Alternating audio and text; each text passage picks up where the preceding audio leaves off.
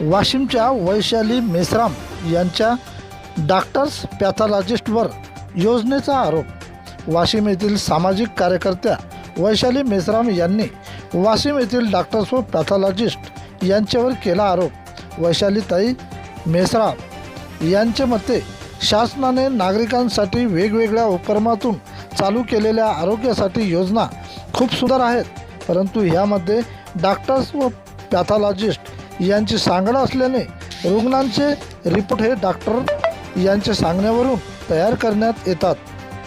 काही रुग्ण योजनेत बसत नसून सुद्धा डॉक्टर त्यांचे रिपोर्ट योजनेप्रमाणे तयार करतात व त्या रुग्णाला नाहकच त्या योजनेच्या दिवसापर्यंत बिमारी नसून सुद्धा तत्काळ बसावत लागते, त्यामुळे काही रुग्ण सुद्धा दगावतात। यापूर्वी या महिलेने CS तथा आरोग्य अधिकारी, जिल्हा अधिकारी यांच्याकडे निवेदने दिली, परंतु कोणत्याही अधिकाऱ्याने या गंभीर गोष्टीकडे लक्ष न देता दुर्लक्ष केले असल्याचा आरोप या महिलेने केला असून अशा डॉक्टर्स व पॅथॉलॉजिस्ट यांची चौकशी करून शासनाची होत असलेली पैशाची फसवणूक थांबवावी व अशा डॉक्टर्स व पॅथॉलॉजिस्ट यांचे रजिस्टर लायसन रद्द करावे अशी मागणी सोशल मीडियावर सामाजिक कार्यकर्त्या वैशाली मेश्राम यांनी केली मागणी। प्रतिनिधी बाळासाहेब ढाले। नमस्कार, मी वैशाली मेश्राम पुन्हा एकदा तुमच्यासमोर एक नवीन आरोग्याविषयी, आरोग्य विभागाविषयी काही गोष्टी घेऊन आली आहे, पूर्ण पुराव्यांविषयी।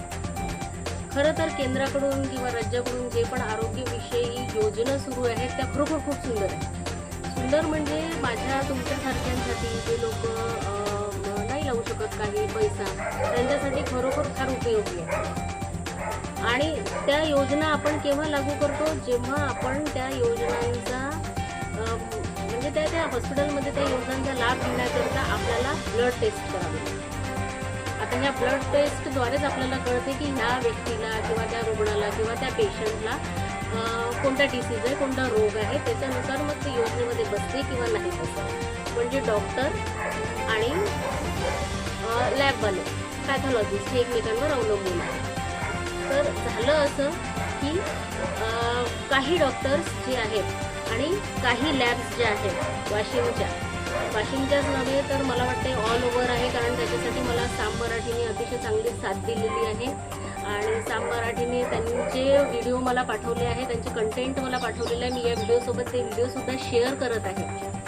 तर मी तुम्हाला आता सांगते की जेव्हा आपण एखाद्या योजनेचा लाभ घेत असतो, आरोग्य योजनेचा, त्याच्यासाठी लॅब्स जे आहेत ते कसे चुकीचे म्हणजे डॉक्टरच्या म्हणण्यानुसार चुकीचे रिपोर्ट्स तयार करतात।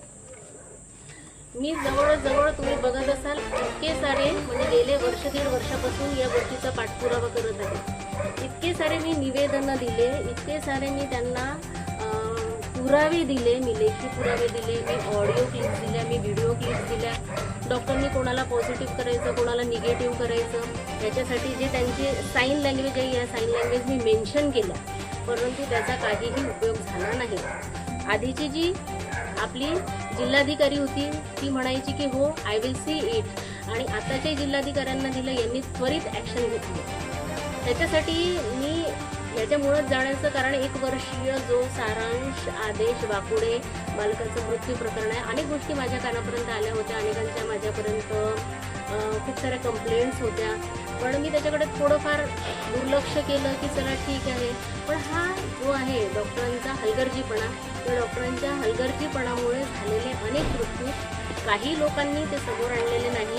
काही लोक घाबरतात सामाजिक दडपणाखाली, डॉक्टराच्या दडपणाखाली, इतर यांच्या घरी पैसा नसतो, तर काही लोक समोर नाही आले। परंतु हा जो सारांश आदेश वाकुडे 1 वर्षीय बालकांचे जे कुटुंब आहे यांनी, हे लोक मला अप्रोच झाले, मी त्या पूर्ण स्टडी केला आणि माझ्या लक्षात आलं की डॉक्टरांच्या निष्काळजीपणामुळे, फक्त आणि फक्त निष्काळजीपणामुळे इथे बाळ सिरियस होऊन इथे अकोल्याला पाठवण्यात आलं, अकोल्यातून एका ठिकाणाहून दुसऱ्या ठिकाणी हलवण्यात आलं आणि त्या निष्पाप बालकांचा बळी दिला। आता याच्यावर ज्या लॅब्स आणि त्या सगळ्या याच्यासाठी मी वर्षभरापासून तुम्हाला पुराव्यासहित सांगते। मला सांगण्यात आलं होतं याच्यावर कमिटी नेमण्यात येईल, हे पत्र आहे रिसेंटच्या जिल्हाधिकाऱ्यांना लिहिलेलं। त्याच्यानंतर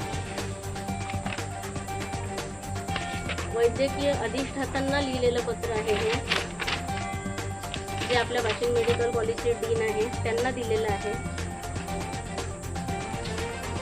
वाशिमच्या CS ला दिलेलं पत्र आहे. पण याचा उपयोग फक्त केराची टोपली असाच झाला. मला अधिष्ठातांनी सांगितलं की त्याच्यावर एक समिती नेमण्यात येईल. समिती नेमल्यानंतर डॉक्टरांकडून आम्हाला पाहिजे तसे पुरावे मिळतील. आम्ही डॉक्टरांना गेले 1 महिन्यापासून CCTV फुटेज मागत आहे. संबंधित डॉक्टरांना जे आदेश वाकुडकरचा जो 1 वर्षीय बालक आहे सारांश, त्याच्यासाठी आम्ही जवळजवळ CCTV फुटेजची मागणी केलेली आहे 9 जानेवारी 2026 ते 20 जानेवारी 2026 पर्यंतची, जी की 6 महिने तरी डॉक्टरांना जतन करून ठेवावी लागते. आणि ती जतन केल्यानंतर आम्ही पोलिसांना, SP साहेबांना, डॉक्टरांना सगळ्यांना आम्ही विनंती केली होती की तुम्ही आम्हाला त्याची CCTV फुटेज द्यावी, जी की आतापर्यंत दिली नाही. तो आमचा मूलभूत हक्क आहे आणि तो त्यांनी द्यायलाच हवा होता, परंतु त्यांनी आतापर्यंत आम्हाला दिलेली नाही. तर मग कलेक्टर साहेबांना मी या विषयावर बोलायला गेले तेव्हा कलेक्टर साहेबांनी मला सांगितलं की मी ऑलरेडी एक पत्र इश्यू केलं आहे CS साहेबांना की योजना त्यांच्या रद्द करण्यात यावा. आणि अधिष्ठातांना पण मी एक पत्र ऑलरेडी इश्यू केलेलं आहे. ऑलरेडी ते डिलिव्हर्ड झालेलं आहे की याच्यावर तात्काळ कारवाई करण्यात येईल. ऐकून घ्या, या गोष्टीची सखोल माहिती काढा असं म्हटलेलं नाही आहे त्या पत्रामध्ये. त्या पत्रामध्ये म्हटलेलं आहे की त्यांच्यावर तात्काळ कारवाई करण्यात यावी. आता मी पुन्हा तुम्हाला सांगते की समिती नेमण्यात येणार होती. समितीमध्ये कोण 5 जणांची समिती असते म्हणे, त्याच्यामध्ये कोण असते काय असते मला त्याची अजिबात कल्पना न देता जेव्हा मी 2-3दा भेटायला गेले तर एका भेटीमध्ये मला सांगण्यात आलं की ती तुमची जी आहे समिती नेमण्यात आलेली यायला जरा 3 महिने वेळ लागतील. समिती नेमल्यानंतर कोणीतरी म्हणे आजारी आहे त्या समितीतला मेंबर. मग नंतर पुन्हा सांगण्यात आलं. मग जेव्हा नेक्स्ट टाइम भेटायला गेलो तेव्हा पुन्हा सांगण्यात आलं की ती समिती जी आहे तिचा रिझल्ट यायला किमान 4 महिने लागतील. मग नंतर मला सांगण्यात आलं की समितीचे काही मेंबर बाहेरगावी गेलेले आहे, कोणी आजारी आहे. आणि अचानक मला फोन येतो की समिती नेमली, समितीने तिचा अहवाल सादर केला आणि पोलीस स्टेशनला जा आणि समितीचा अहवाल तुम्ही कलेक्ट करा. म्हणजे जिथे तुम्ही सांगता तुम्हाला 3 महिने लागणार आहे 15 दिवसापूर्वी, जिथे तुम्ही सांगता की त्यांच्यातले काही आजारी आहे 15 दिवसांनी जॉईन करणार आहे, कोणी 1 महिन्याने येणार आहे. मग अचानक समिती गठीत पण झाली, अचानक समितीने अहवाल पण सादर केला. मग त्या समितीचे माझं एक पत्र होतं आदरणीय डीन साहेबांना की वाशिम जिल्ह्यातली समितीत लोक नसावे, ती निरपेक्ष समितीने आपला अहवाल द्यावा. डॉक्टरांची आमची जर चूक असेल तर आम्हाला त्याचं आम्ही घ्यायला तयार आहे, जे काय असेल ते आमची जर चूक असेल तर. आणि जर तुमची चूक असेल तर मात्र त्याच्यावर कठोर कारवाई व्हावी, जेणेकरून कधीही पुन्हा अशा प्रकारचं घडता कामा नये. अशी मृत्यू म्हणजे तुमच्यासाठी ही एक बातमी असते, पण ज्यांच्याकडे ती घडते त्यांना माहिती असते की ते दुःख पचवायला किती कठीण आहे. म्हणून माझी विनंती आहे, आता हा जो व्हिडिओ आहे याच्यामध्ये जर तुम्हाला कोणत्याही प्रकारचे कागदपत्र पाहिजे असतील तुम्ही सरळ घरी या, मी तुम्हाला सगळे कागदपत्र दाखवते. मी आतापर्यंत जितका पण पाठपुरावा केला, माझ्याकडे जेवढे पण कागदोपत्री पुरावे आहेत, माझ्याकडे काही ऑडिओ क्लिप्स आहे, माझ्याकडे त्यांनी जे देतात ना त्या लॅबवाल्यांना की हे नाव आहे यांचं ब्लड चेक करायचं आणि त्या ब्लड चेकमध्ये काय काय दाखवायचं, त्या पूर्ण चिठ्ठ्या चपाट्या सगळं आहे. आणि तरीही त्यांच्यावर कारवाई झालेली नाही. तर आज किंवा उद्या मी पोलीस स्टेशनला जाऊन तो अहवाल घेणार आणि त्याच्यामध्ये काय आलं असेल ते मी घेणार आणि पुन्हा तुम्हाला सांगणार. आणि असेच अनेक